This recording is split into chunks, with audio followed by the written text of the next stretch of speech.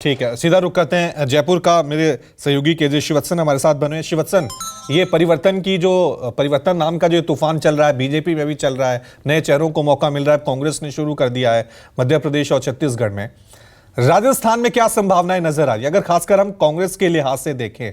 क्योंकि अब तक एक ही नाम चल रहा था, अशोक गहलोत। सचिन पायलट थे लेकिन वो प्रमुख चेहरा नहीं थे।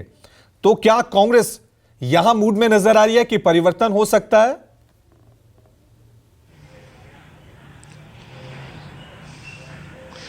रवि, देखिए, परिवर्तन तो कांग्रेस को करना पड़ेगा और इसकी शुरुआत कल ही हो चुकी है। यूथ कांग्रेस के अध्यक्ष के रूप में सचिन पायलट के सबसे नजदीकी कहे जाने वाले अभिमन्यु पुनिया को नियुक्त कर दिया गया है।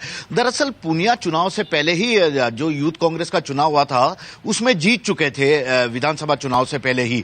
लेकिन केवल इसलिए उन्हें पोस्टिंग नहीं दी गई या उनके अपॉइंटमेंट को जारी नहीं किया गया क्योंकि कहीं पार्टी में फिर से गुटबाजी की बात सामने न आ जाए, कहीं पुनिया को लेकर कोई विरोध सामने न आ जाए। तो इस तरह से उनके नियुक्ति को रोका गया था, जबकि वे चुनकर आए हुए थे और अभी कल शाम को ही उनकी नियुक्ति का आदेश भी जारी कर दिया गया।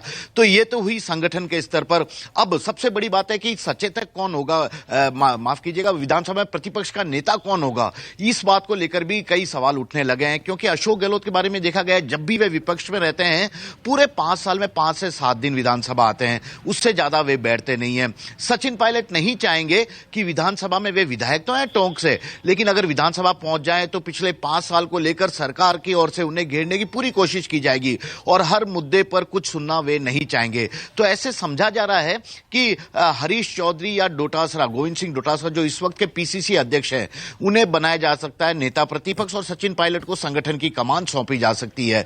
और सबसे बड़ी बात है, कांग्रेस ने अभी तक प्रयोग करना नहीं सीखा, जैसा कि बीजेपी लगातार प्रयोग करके आगे बढ़ते ही जा रही है। यदि कांग्रेस प्रयोग करते हुए, सब कुछ जानते हुए, यदि जो उन्होंने 100 सिटिंग विधायकों को पहले टिकट दिया था उसमें कुछ बदलाव करती है, जानते हुए कि उनके खिलाफ उनके इलाके में एंटी इनकम्बेंसी है, यदि वे टिकट काटते तो शायद इस तरह के नतीजे कांग्रेस के लिए नहीं आते। इसके अलावा बीजेपी में भी कश्मकश की बहुत ज्यादा यहां पर मुश्किल वाली बात है, क्योंकि इस वक्त राजस्थान में देखा जाए तो राज्यपाल कलराज मिश्र वे ब्राह्मण समाज के हैं, मुख्यमंत्री भजनलाल शर्मा वे ब्राह्मण समाज के हैं, डीजीपी उमेश मिश्रा वे ब्राह्मण समाज के आते हैं, मुख्य सचिव उषा शर्मा वे ब्राह्मण समाज से आती हैं।